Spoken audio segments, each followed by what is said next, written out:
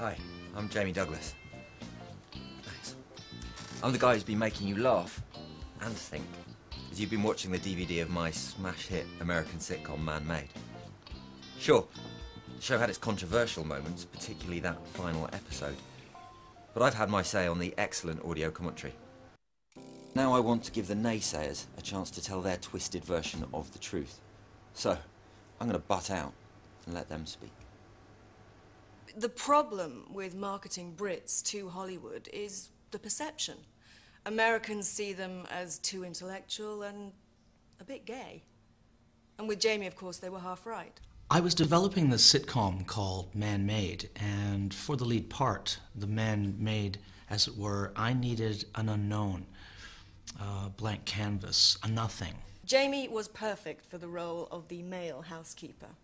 Well, I think a large part of why the show took off to such a good start was the name, Man-Maid. I mean, what a great gag. But Jamie tried to get it called Jamie Douglas's Man-Maid. I finally pointed out that having his name in the title might make it sound like Jamie Douglas has a man-made, you know, and the gay connotations. And then he changed his mind just like that. Cut to flashback. I'd been over in London, England for meetings with Noel Edmonds. There were scheduling conflicts. I never did get to meet her. But while I was there, I caught a rerun of this cute little TV show, and I thought, hey, this could really cross over. It was called The Upper Hand, and it was crying out for an American remake. I'm sorry to interrupt, but what he's not telling you is that The Upper Hand was a remake. A British remake of Who's the Boss, the American original that his network had made. So he paid $5 million for the rights to something his employers already owned. Nice one, Weinberg.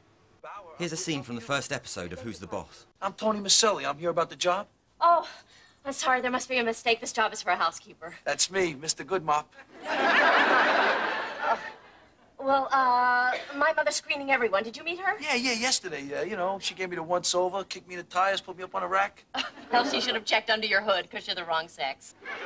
Yeah, it's pretty funny. But how do you make it work for a British audience? I'm here to help you. Here's how they did it on The Upper Hand. I'm Charlie Burrows. I'm here about the job. Oh, I'm sorry. There must be some mistake. This job's for a housekeeper. That's me, Mr. Mop.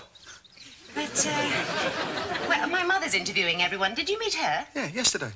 Oh, don't worry, she gave me the full MOT. You know, checked the bodywork, kicked me in the tires, put me on the ramp. Well, she should have looked under your bonnet, because you're the wrong sex. I felt there was so much more we could say to make the scene funnier, sure, but also sexier. I'm Jamie Wazowski. I'm here about the job. Sorry, there must be a mistake. The job is for a housekeeper. Oh, why can't a red-blooded straight man be a housekeeper?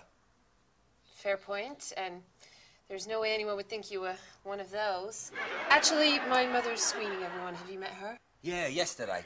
She gave me the once-over, kicked me in the ladies and squires. Oops, that's British rhyming slang for tyres. Put me up on the ramp. Well, she should have checked under the hood. Is that a reference to my uncircumcised penis? Anyway, the point is that you have a penis. You're the wrong sex to be a housekeeper.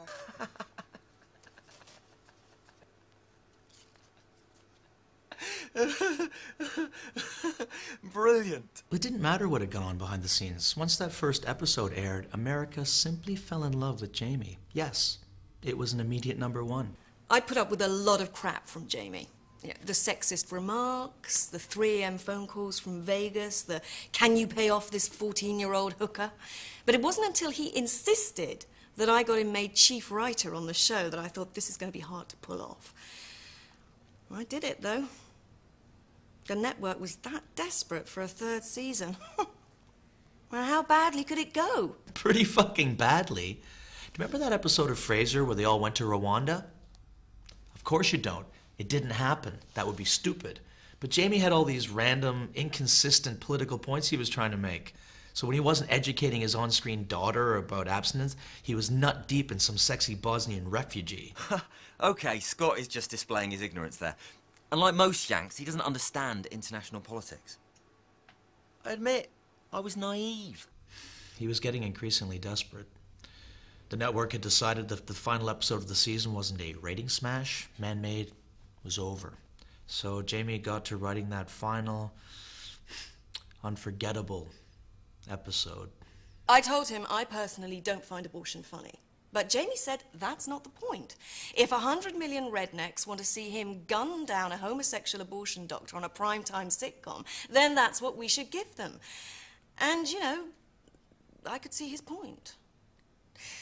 But when the episode only got 1.5 million viewers and 1.5 million complaints, well... That's 3 times the number of complaints that CBS got for Janet Jackson's nipple reveal at the Super Bowl.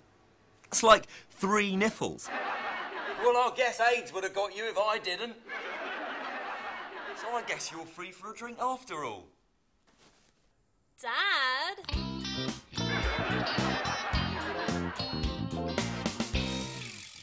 Well, with all those complaints, we had no choice but to pull the show.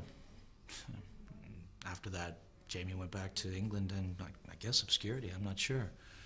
I mean, I had no idea what he was up to until this. I mean, is he really self-releasing a DVD? Can he afford it? Yes, Scott, I am self-releasing this DVD.